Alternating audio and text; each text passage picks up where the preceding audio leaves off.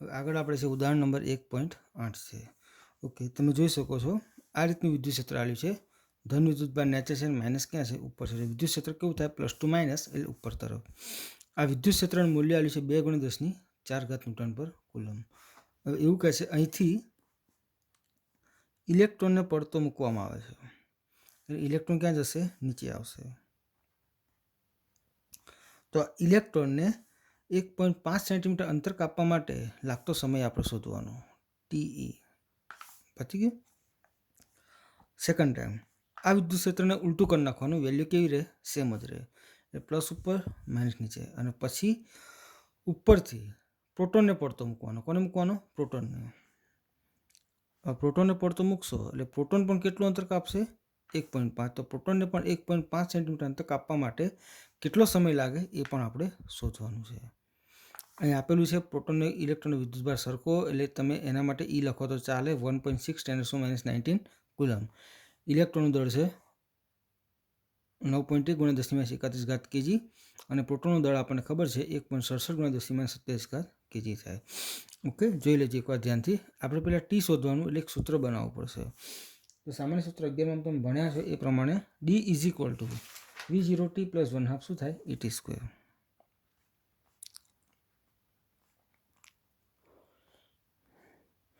પ્રારંભિક વેગ કેવો હોય? 0 હોય. D બરાબર 1/2 ET² લખી શકાય. ઓકે, હવે એ બરાબર શું લખાશે? તો આપણને ખ્યાલ છે F = ma થાય. તો એ બરાબર શું થાય? F/m થાય. તો ફરીથી આ 1/2 એની જગ્યાએ લખું F/m T². પટ્યું? ઓકે, હવે D બરાબર 1/2 ના 1/2. F બરાબર શું થાય? Q × E થાય. એ લખી શકીએ F બરાબર શું થાય? QE. એની જગ્યાએ E × E લખી શકાય. તો E/E/m T². આ બધું T² ને કરતાં બનાવો તો T² = 2m ઉપર જશે 2dm /E. તેથી T બરાબર મળે √2dm /E. ઓકે, હવે તમારે આના આધારે એક સમીકરણ ઇલેક્ટ્રોન માટે અને એક સમીકરણ તમારે સોના માટે બનાવવાનું, પ્રોટોન માટે. તો જોઈ લો, આપણે પહેલાં વાત કરશું ઇલેક્ટ્રોન માટે. તો ચલો, ટીની જગ્યાએ TE લખવાનું, √2D એમની જગ્યાએ શું લખવાનું? ME. Small e capital E. ચલો, 2 ના 2. D કેટલા લે છે? તો તમને આપ્યા છે 1.5 × 10⁻². તો 1.5 × 10⁻². આ 9.1 × 10⁻31. પછી E 1.6 × 10⁻19. અને વિદ્યુત ક્ષેત્ર તમને આવ્યું છે 2 × 10⁴. પછી ઓકે, હવે એક કામ કરો, પહેલાં ઘાતનું તમે કરશો તો -2 - 31 એટલે -33. -33 - 4 તો -37 + 19 એટલે 10⁻18 થશે. અને 2 × 1.5 × 9.1 / 1.6 / 2 કરશો તો તમારે મળશે 8.53 સમથિંગ. આમાં જો એકી સંખ્યા હોય ને, એકી ઘાત હોય તો એને બેકી ઘાત કરવી પડે. જો કદાચ 17 હોત તેને 18 કે 19 કરતાં, પણ આપણે બેકી સંખ્યા એટલે વાંધો નથી. 8.53નું વર્ગમૂળ 2.92 થશે.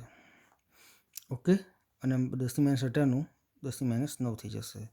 ઓકે, એટલે આપણે જવાબ આવી શકે આટલી સેકન્ડ, અથવા તો અને આમ લખો તો પણ ચાલે. અને નેનો કહેવાય તો નેનો સેકન્ડ લખો તો પણ ચાલે.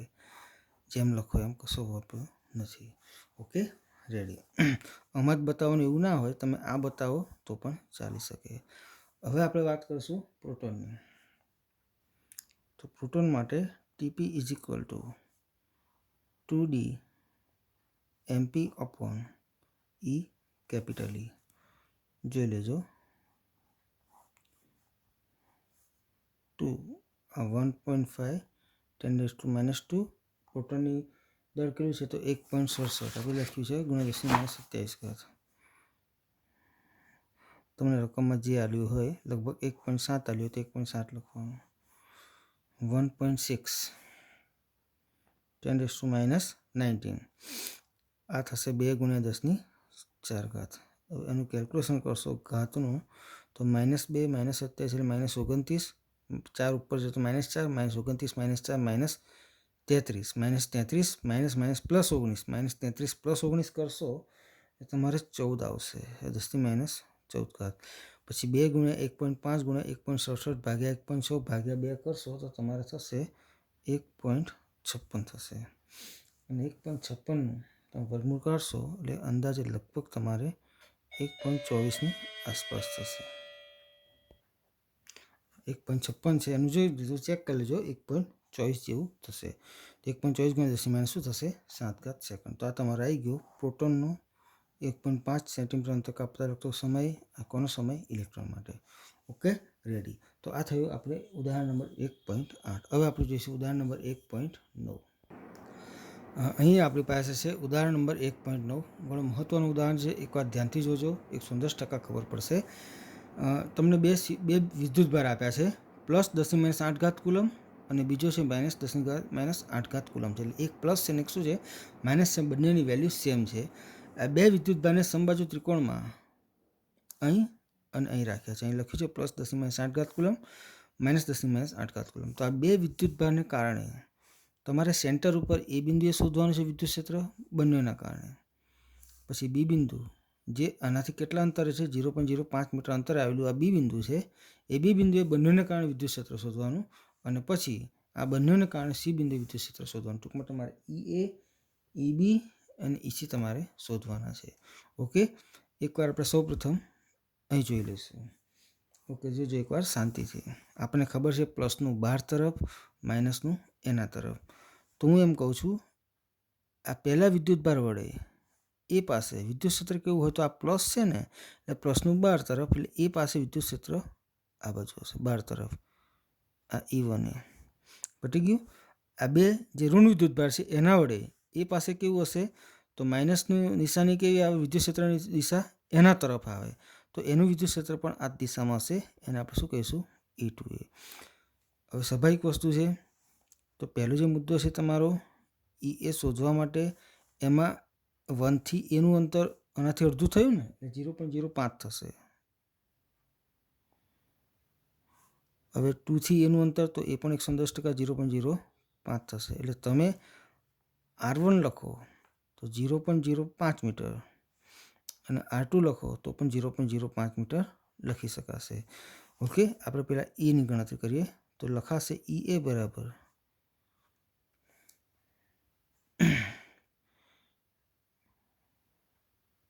E1A પહેલા વડે વિદ્યુત ક્ષેત્ર અને બીજા વડે તો E2A. આ પ્લસ કેમ કર્યા તો સમાન દિશા છે. કઈ દિશા છે? સમાન દિશા. ઓકે, સૂત્ર થાય કે Q1/R12 વત્તા કે Q2/R22. પતી ગયું? ઓકે, હવે એકવાર ધ્યાનથી જોજો. હવે થોડું વધારે સરળ છે એટલા માટે હું તમને કહું, બંનેની વેલ્યુ સરખી છે તો Q1 બરાબર Q2 બરાબર Q લખી શકાય. બંનેના અંતર પણ સરખા છે તો R1 બરાબર R2 બરાબર R લખી શકાય. ઓકે, તમને દરેક બાજુની લંબાઈ 0.1 આપી છે એટલા માટે આ 0.1 આપણે લખ્યા છે. બરાબર, અહીંયા પણ 0.1 મીટર થશે, અહીંયા પણ કેટલું થશે? 0.1. તો જોજો આ સૂત્ર હવે સરળતાથી આવું બનશે કે Q/R² વત્તા કે Q/R². ઓકે, R1 બરાબર R2 બરાબર R બરાબર શું લખાય? 0.05 અને આ બરાબર શું લખાશે તો 10⁻8 કુલમ. પત્યું? જોજો તો થશે KQ/R², KQ/R², તો 2KQ/R². ઓકે, સીધી કોઈ વાત કરીએ તો 2 × 9 × 10⁹ આ 1.6 10⁻19 અને R તો 0.05 એનું શું થશે? મૃત થશે.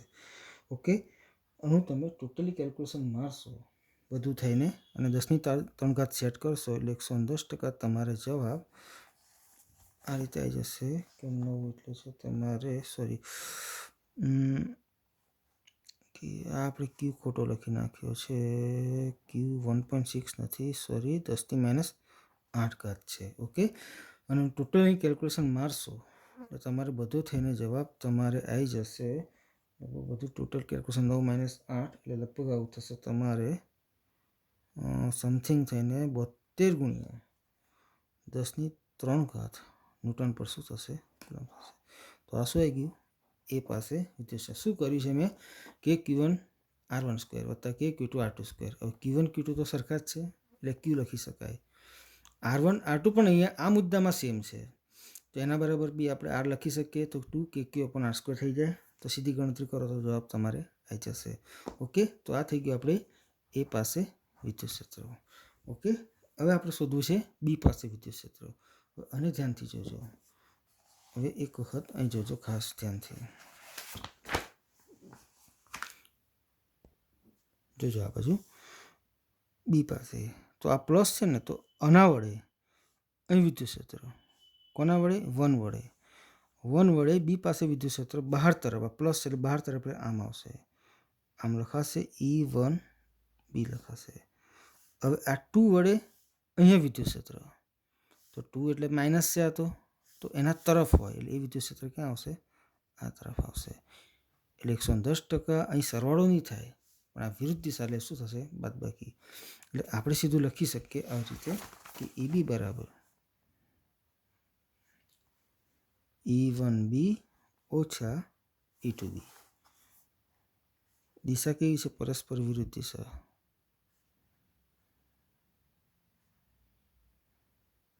પછી ઓકે, હવે જોજો અહીંયા અહીં લખાશે કે Q1/R12 પછી થશે ઓછા કે Q2/R22. હવે અહીં શું છે કે Q1 બરાબર Q2 બરાબર Q લખો 10⁻8 કુલમ ચાલે પણ R1 R2 અલગ છે. જો આ ડિસ્ટન્સ છે એને R1 કહેવાશે તો આ ડિસ્ટન્સ કેટલું થાય R1 બરાબર 0.05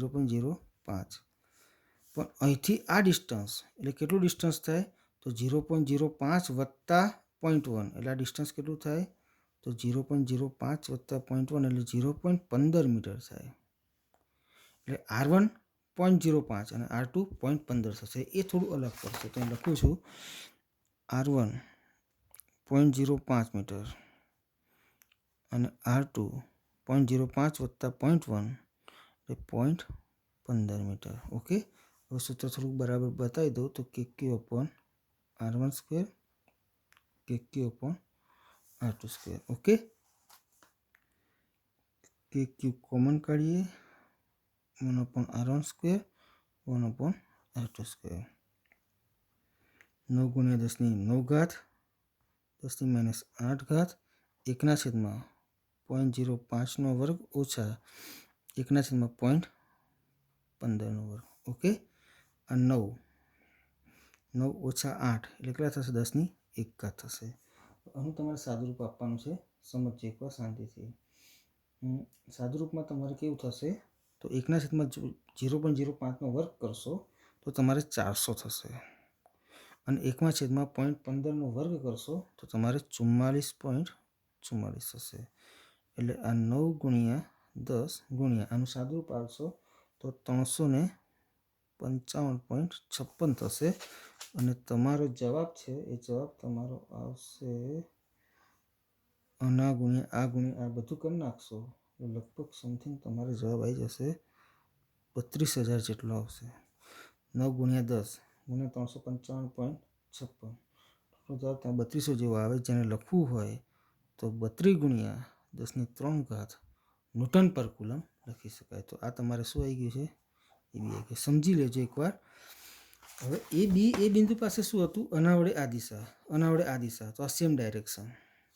હવે અહીં કેવું છે બી પાસે આના વડે આ બાજુ પ્લસ છે ને અને આના વડે અહીં શોધો તો એના તરફ થાય માઇનસ છે તો આ શું થાય ઓપોઝિટ થાય. ઓકે, હવે આપણે આગળનો મુદ્દો આવશે કોના પાસે તો સી બિંદુ પાસે. ઓકે, એ આપણે જોઈ લઈએ. ચલો આ બાજુ જોઈ લેજો. આ 1 વડે સી પર તો આ પ્લસ છે ને એટલે પ્લસ એટલે ક્યાં થશે બહાર તરફ એટલે E1C આ બાજુ આવશે. હવે 2 વડે સી પર તો 2 માઇનસ એટલે એના તરફ આવે આ બાજુ એટલે આ શું થશે E2C થશે. તો આનું જે પરિણામ ક્યાં મળે તો 110%નું પરિણામ આપણને ક્યાં મળશે? આટલે મળશે, જેને આપણે શું કહીશું? EC શોધ્યું. અને કે જે સૂત્ર બને તો જેમ આપણે બનાવતા હતા ને R√A² + B² + 2AB cos θ એ રીતે બનશે. તો એ રીતે હું સૂત્ર બનાવીશ. તો જોજો પહેલાં સૂત્ર કેવી રીતે થાય જોજો. R = √A²